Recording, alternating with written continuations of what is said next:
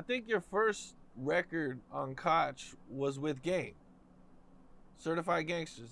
Yeah, Was that was the first song? yeah. First song was what that was the remix. The remix. Right. Yep. How did you and Game link up? They were saying Game was Easy E's son. Um, and then he was Blood. He had on the, what was it, YouTube, MySpace, whatever niggas was watching back there. He had the Easy E tattoo on him and shit like that. So that's what we thought that what it was. We got in touch with him and shit like that. And then we got him to the East Coast. And from there we forged a relationship. You did. Shouts to Four Bent, RP Four Bent. That was Game's best friend. Passed away very early in Game's career. Dope soul, or super dope soul. Heavy on the gangbang though. Super heavy on the gangbang. Young 6'4", 6'5", heavy. You heard? Pushing through everything. He's a part of LA history. They know about Bent, young Fo Bent. You heard? Word, man. Billboard. Yeah, for sure. Billboard, yeah, that's what they call him, Billboard Bent. But that's my man Fo Bent. Word. And that was like, Fo Bent was really excited for who I was and shit like that. You know what I mean? And that really bring us together even more the way, I mean, God bless his soul. I went to his funeral too in LA. That's how much I was in LA at the time. Shout out to the Booyah Tribe. They opened up a lot of doors for me in LA. Shouts to Posey, RP Posey passed away. Crip gentleman took me to all the blood hoods in LA that I needed to know about. He knew all the right people. Only hood he didn't go in was the jungles, but he parked right outside and waited for me. Shouts to Wacko. Wacko, don't get it confused. Wacko, you heard? Bumpton. Big dog. What's up, bro? How you feeling? Dig? Like, I definitely put it down in California, LA. I had birthday parties in Enterprise Park, you know. If you from LA, you know what I mean by Enterprise Park. And yeah, I have birthday parties in Enterprise Park.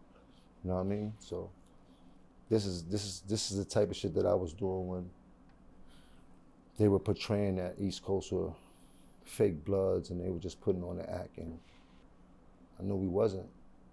And for me being an avid fan of West Coast culture, man, the gangbanging hit my coast with storm, and being a fan of Snoop and how he handled it. And actually I wanted to build a bridge, and I knew that wasn't gonna be the easiest thing to do, but I had the heart to do it. Okay, so you did a lot of hanging out over here and linking up with a lot of dudes over here from the streets, just to kind of you know what I'm saying, build that and get everything. I mean, you know, LA being like the original, you know what I'm saying, Bloods and Crips and everything, you know, it you know, they got a lot of love for, you know, people that's not from LA, but you know, I can remember that, you know, there was that point where it was like nobody really knew each other. And yeah, it was a point where LA is a home of what we know gangbanging to be. And when it hit New York and East Coast like wildfire, and we started to paint that picture, um, LA naturally was like, you don't understand something, you shun something, and I could dig it. But by the time I got to doing it and got to banging, we was gonna figure this out because I was in music and I knew I had to be on that side. So I'm gonna get to this early. They gotta feel my gangster. That was my attitude. And I met some dope out there too. I mean, were still to What this was day. that like? You know, seeing that the gangbang culture and the Bloods and Crips and everything come to New York. What you mean? What was it like? What was the change? You know, did things change at all? Did the streets change? The streets of New York definitely changed.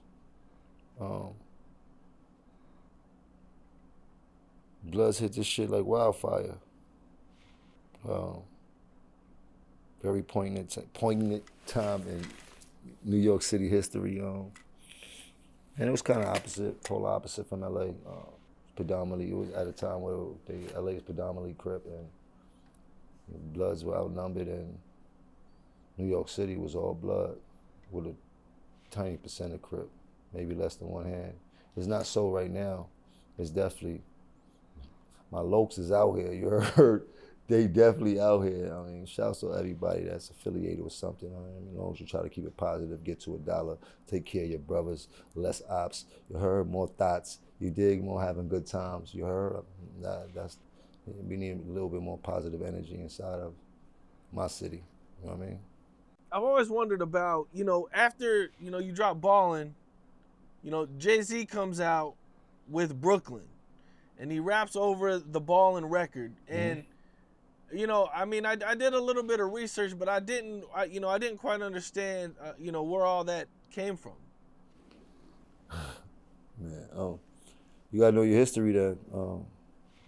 Well, I've seen a few things, Let's just say this, that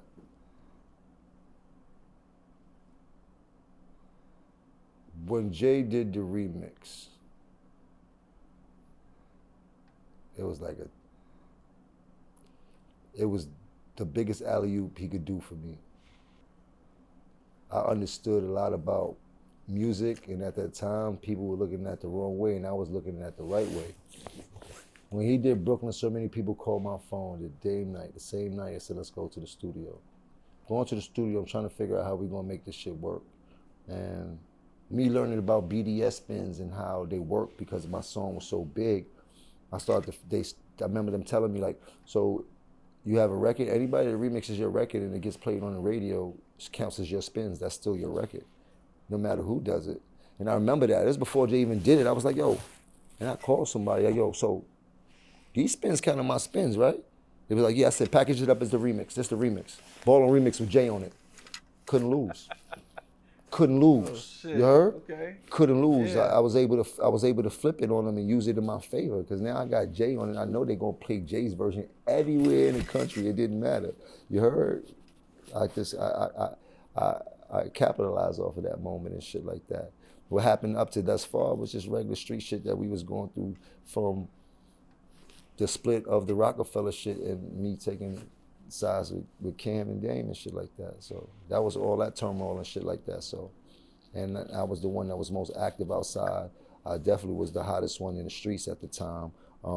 And Jay was still the biggest from New York at the time. He wasn't as hot as I was outside because I had the Ballin' record and all that type of shit. So naturally, he was able to figure out how to put himself in the game in New York and still look like Jay Big Dog. Don't play with me. But then I was able to counter that. Well, good looking Big Dog. We gonna remix this shit. You heard? I holla at you. Boop. And it just went in our favor. Like they never seen a move done like that. You dig? Like it's called chess, not checkers. You heard? We playing chess ball out here. That's the new sport. You heard? I hear you. Well, I guess there was a fight that happened in the Louis store, and one of the guys was like allegedly with Jay or something. We're not talking about that. I got sued over that incident. It's all love though. It's all love. Shouts to Louis. I like your clothes. You heard? Send me some free shit if you could. You did? Okay. You and Jay were able to, end everything, and you signed to Roc Nation. Yeah, we was able to reconcile our differences, and I wasn't signed to Roc Nation. I was over on Roc Nation management. I call it a treaty deal. It's like some mob shit. There's a lot going on, and Jay on the way out of his hell of a career was doing things the bosses do and shit like that. You know what I mean? I was able to have a sit down with him through mutual people. I've known these people for so long. I was at a point in my life where I was trying to figure a few things out to get back in the game. I know that I had been blackballed or so and shit like that. So it was kind of dope. It made perfect sense. It was a good business move for who I was at the time. My mindset was different. I wasn't the same ignorant person that I was coming up. It had been a couple of years. I took a hiatus, was down in Miami. All type of shit that happened and shit like that. So that was like a blessing in disguise to me because I knew this would open up a lot of doors that had been closed because of I built, you know what I mean, that bridge between. So I was happy that we was able to reconcile our differences. Plus, our differences wasn't never about me anyway. It was about the cause. It was about what I believed in and who I was riding with. You did?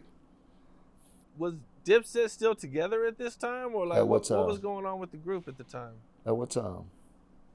When you Dipset, signed with Jay? I mean, I guess we was always remain cordial in different ways and shit like that. Remember after that, Cam came out on stage with Jay at the live performance that Jay had and shit like that. So, you know what I mean? Like it just wasn't me that did no smart moves for career sakes. It was other people too.